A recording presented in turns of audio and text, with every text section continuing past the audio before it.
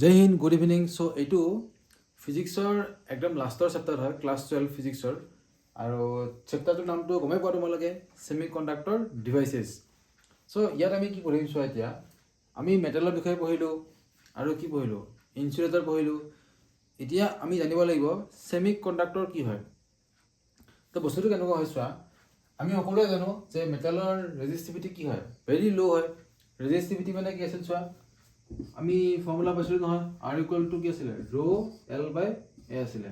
R মানে কি আছিলে, resistance of the conductor. L মানে কি আছিলে, লেন্থ অফ দ্য কণ্ডাক্টৰ। আৰু স্মল এ মানে কি হয়, cross sectional area of the conductor. আৰু এই ৰ'টোৱে কি বুজায়, ৰেজিষ্টিভিটি অফ দ্য মেটেৰিয়েল। এতিয়া যদি ৰ'টো বেছি হয়, অবভিয়াছলি আৰটো কি হ'ব, বেছি হ'ব। চ' আমি ক'ব পাৰোঁ যে মেটেলৰ চোৱা, এতিয়া মেটেলৰ মাজেদি কি হয়, কাৰেণ্ট ফ্ল' হয়। যদি কাৰেণ্ট ফ্ল' হয়, তাৰ অবভিয়াছলি ৰেজিষ্টেঞ্চটো কি হ'ব, কম হ'ব। আৰু ৰেজিষ্টেঞ্চ কম হোৱা মানে ৰেজিষ্টিভিটি কি হ'ব, কমেই হ'ব। সেইকাৰণে লিখিছোঁ আমি ভেৰি ল' ৰেজিষ্টিভিটি।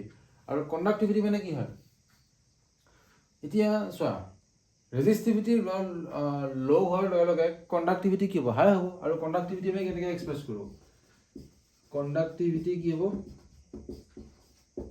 1/ρ হ'ব নাই, এইটোতো হয় ফৰ্মুলা হয়, কণ্ডাক্টিভিটি ইকুৱেল টু 1/ρ হয়। তে আমি ক'ব পাৰোঁ যে মেটেলৰ ৰেজিষ্টিভিটি যিহেতু ল', তো কণ্ডাক্টিভিটি কি হ'ব, হাই হ'ব।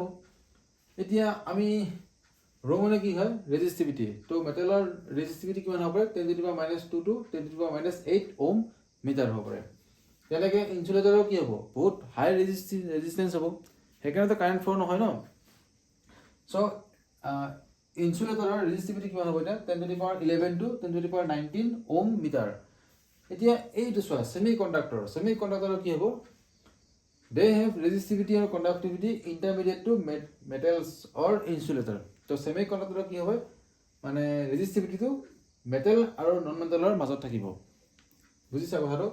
তো তোমালোকে ফাৰ্ষ্টতে এইখিনি নোট কৰিবা। এইখিনি বহুত চিম্পল কথা হয়, কিন্তু ইম্পৰ্টেণ্ট হয়, জানিবলগীয়া কথা। এইবাৰ আমি পঢ়িম এনাৰ্জি বেণ্ডৰ বিষয়ে। এইটো বহুত বেছি ইম্পৰ্টেণ্ট টপিক হয়, আৰু আমি চিম্পলকৈ বুজিম, এতিয়া কমপ্লিকেটেড নকৰোঁ আমি। তো এতিয়া চাবা, আমি সিলিকন এটম কনচিডাৰ কৰিলোঁ, ঠিক আছে। সিলিকন এটম, তো সিলিকন এটমৰ এটমিক নাম্বাৰ কিমান হয়, 14 হয়, আমি সকলোৱে গমেই পাওঁ। আৰু ইয়াৰ ইলেক্ট্ৰনিক কনফিগাৰেশ্যন কিমান হ'ব, 2.8.4।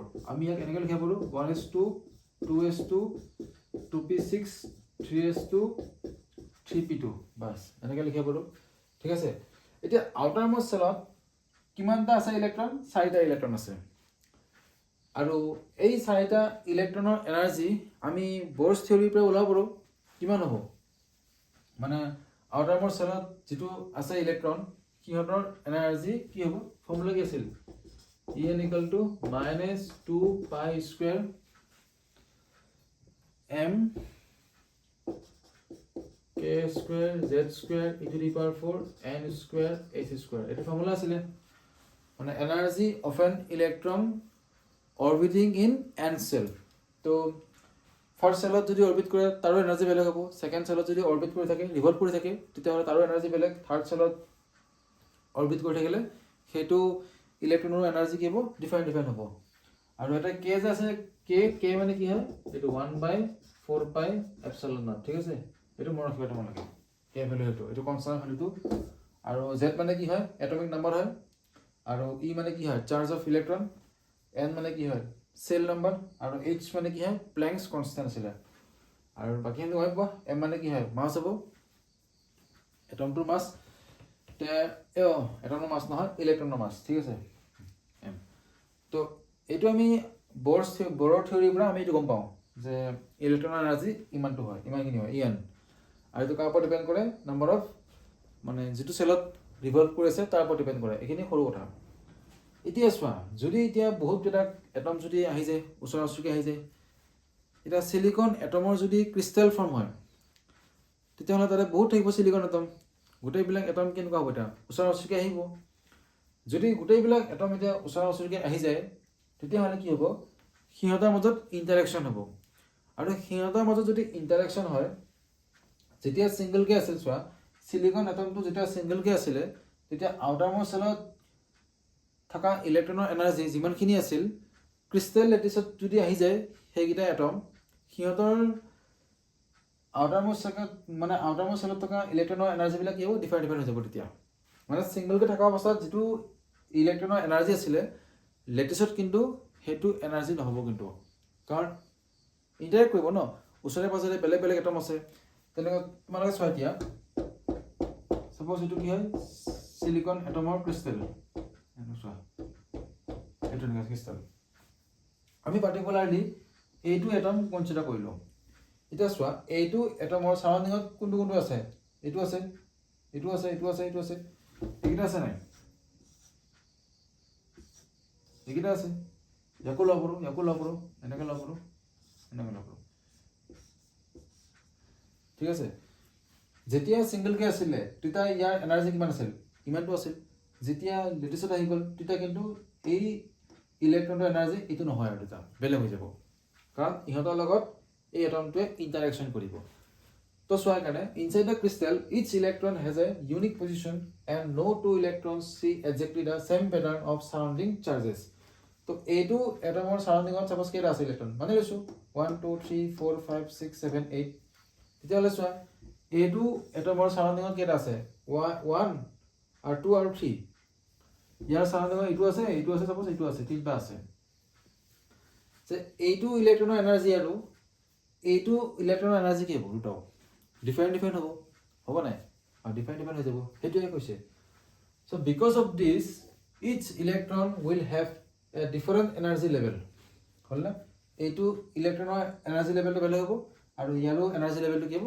ডিফাৰেণ্ট হ'ব this different energy levels with continuous energy variation form what are call energy band তো আমি চোৱা আমি এতিয়া ডিফাৰেণ্ট ইলেক্ট্ৰনৰ কি পাম ডিফাৰেণ্ট এনাৰ্জি লেভেল পাম সেই গ্ৰুপ অফ এনাৰ্জি লেভেলক সেই ডিফাৰেণ্ট এনাৰ্জি লেভেলৰ যিটো গ্ৰুপ হ'ব সেই গ্ৰুপটোক আমি কি বুলি ক'ম এনাৰ্জি বেণ্ড বুলি ক'ম কি বুলি ক'ম এনাৰ্জি বেণ্ড আৰু এইটো কেনেকৈ ভেৰি কৰিব কণ্টিনিউৱাছলি ভেৰি কৰিব কোনো ইলেক্ট্ৰনৰ এনাৰ্জি লেভেল মানে কোনো ইলেক্ট্ৰনৰ এনাৰ্জি ছেম নহয় কিন্তু ক্ৰিষ্টেল লেটিছৰ বুজি পাইছা চ' আমি গ্ৰুপ অফ এনাৰ্জি লেভেল ল'লে আমি তাক কি বুলি ক'ম এনাৰ্জি বেণ্ড বুলি ক'ম হ'ব এনাৰ্জি বেণ্ডত কি থাকিব মানে গ্ৰুপ অফ এনাৰ্জি লেভেল বেলেগ ইলেক্ট্ৰনৰ এনাৰ্জি লেভেলবিলাক থাকিব তাতে the energy band which includes the energy levels of the valence electron is called the valence band তো এতিয়া আমি বেণ্ডটো পঢ়িলোঁ এনাৰ্জি বেণ্ড পঢ়িলোঁ গ্ৰুপ অফ এনাৰ্জি লেভেল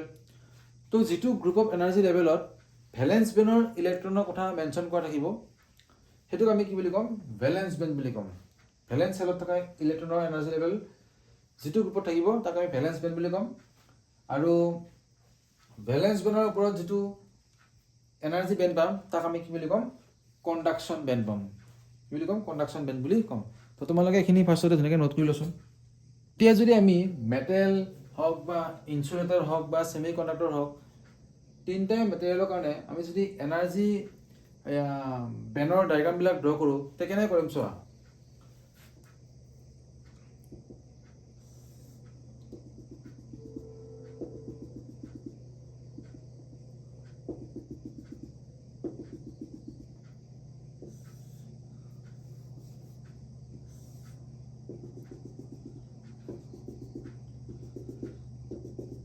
হৈ গ'ল এইটো ঠিক আছে এইটো কি হ'ল ছাপ'জ মানি লৈছোঁ কণ্ডাকশ্যন বেণ্ড হয় ভেলেন্স বেণ্ড হয় এইটো কি হয় কণ্ডাকশ্যন বেণ্ড ভেলেন্স বেণ্ডৰ ওপৰত যিটো বেণ্ড আছে তাক কি বুলি কোৱা হয় কণ্ডাকশ্যন বেণ্ড বুলি কোৱা হয় ইয়াৰ বিষয়ে আমি পিছত বেণ্ড থিয়ৰী অফ চলিউশ্যন পঢ়িম ঠিক আছে এইবিলাক এনাৰ্জি লেভেল কেনেকৈ আহিছে এতিয়া খালি তোমালোকে বুজি লোৱা বস্তুখিনি ইয়াৰ পিছৰ ভিডিঅ'টোত আমি পঢ়িম এই এনাৰ্জি লেভেলবিলাক ক'ৰ পৰা আহিছে আৰু কেনেকৈ আহিছে এতিয়া চোৱা এইটো কি হয় এইটো কণ্ডাকশ্যন বেণ্ডৰ বটম মষ্ট এনাৰ্জি লেভেল আৰু এইটো কি হয় ভেলেন্স বেণ্ডৰ top most energy level clear হৈছে না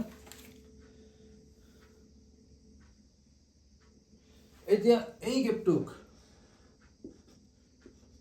আমি কি বুলি ক'ম এনাৰ্জি বেণ্ড গেপ বুলি ক'ম কি বুলি ক'ম এনাৰ্জি বেণ্ড গেপ তো এনাৰ্জি বেণ্ড গেপৰ ডেফিনেশ্যনটো আমি কেনেকৈ দিম the gap between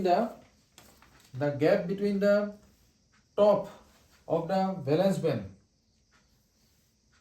this is what top of the valence band and this is what bottom of the conduction band so top of the valence band and bottom of the conduction band or যিটো gap আছে সেই গেপটোক আমি কি বুলি ক'ম energy band gap বুলি ক'ম এতিয়া মেটালৰ কাৰণে কি হয় এই গেপটো চোৱা এই যেটো গেপটো আছে এই গেপটো নিয়াৰলি ইকুৱেল টু 0 মানে প্ৰায় গেপ নাই ওভাৰলেপ হৈ থাকে ইন কেস অফ মেটেল বুজিলা তো আমি এতিয়া অলপ ভালকে ড্ৰ কৰি দিও নহলে তোমাৰ কনফিউজন হ'ব নহয় আকৌ এইটো চোৱা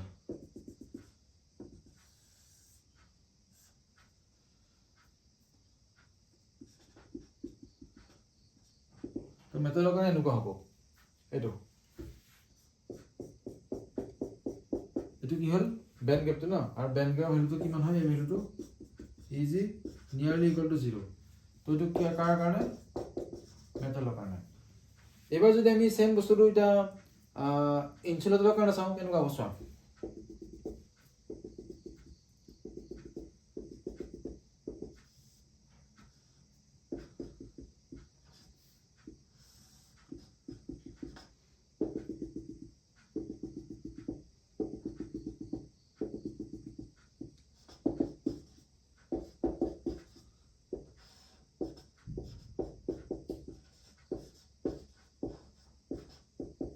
এতিয়া যদি চোৱা বেণ্ড গেপটো যদি মোৰ দেন 3 ইভি ইভি মানে কি হয় ইলেক্ট্ৰন ভল্ট আৰু ইলেক্ট্ৰন ভল্টক আমি কেনেকে জুলত কনভাৰ্ট কৰিব পাৰো ই মানে কিমান হয় চাৰ্জ অফ ইলেক্ট্ৰন কিমান আছে 1.6 * 10⁻⁻19 কুলম তো এটো জুললৈকে কনভাৰ্ট হৈ যাব ঠিক আছে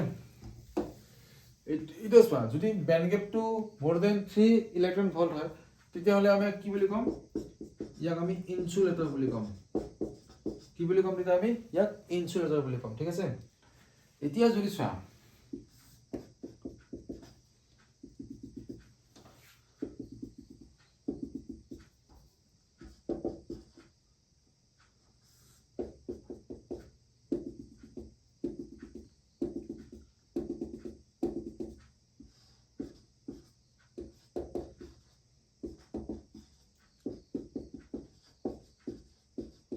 আৰু যদি বেণ্ড গেপটো লেস দেন 3 ইলেক্ট্ৰন ভল্ট হয় তেতিয়া আমি ইয়াক কি বুলি কম সেমি কন্ডাক্টৰ বুলি কম সেমি কন্ডাক্টৰ বুলি কম তো তোমালোকে এক্সামত আহিলে যদি এনাৰ্জি বেণ্ড গেপৰ ডায়াগ্ৰাম ড্ৰ কৰিব দিয়ে তোমালোকে এই তিনটা ড্ৰ কৰি দিলে হৈ যাব আৰু এনাৰ্জি বেণ্ড গেপ কাক বুলি কয় গম পাইছা the gap between top of the valence band and bottom of the conduction band is called energy band gap so আমি ইয়াৰ পিছৰ ভিডিঅ'ত পঢ়িম সলিড বেণ্ড থিওৰি ওপৰত মানে এই এনাৰ্জি লেভেল বিলাক কি হয় আৰু ক'ৰ পাইছে ঠিক আছে পঢ়ি দেখো ভালকে থ্যাংক ইউ